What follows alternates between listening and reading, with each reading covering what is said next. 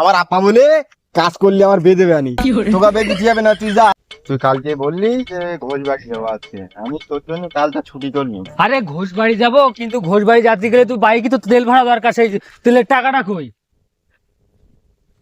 ওই দেখ, সেই দেখ আব্দুল্লাহ পাগল, চল সেদিনকে দিন ওর কাছ থেকে অনেক টাকা নিছি, আজকে ওর কাছ থেকে তেলের টাকা বের করবো, চল চল চল চল।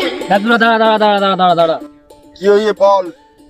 শোন, বিশাল ভারী জিনিস নিয়ে বলে দাঁড়িয়ে রয়েছে আমি। আরে তুই তো খুব সুন্দর কাজ করতেছিস, তোর জন্য একটা মেয়ে দেখেছি, বে করবি? আমি কি পাগল?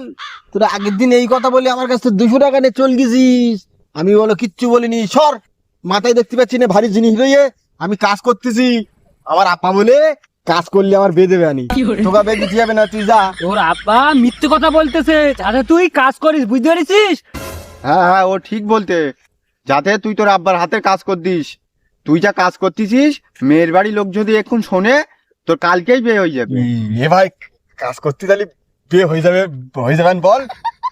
তাহলে আমি এই কাজ করতেছি, ফটো একটা পাঠিয়ে দে, ওকে নেটে একটা পাঠিয়ে দে।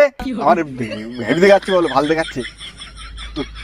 চশমাটা দে, তাহলে আরো ভালো দেখাবে। ও চশমা নিবি?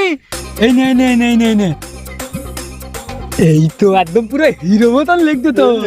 এ ভাই, শাহরুখ খান মতন লিখতো তো। হ্যাঁ পুরো হিরো মতন লিখতেছ তো,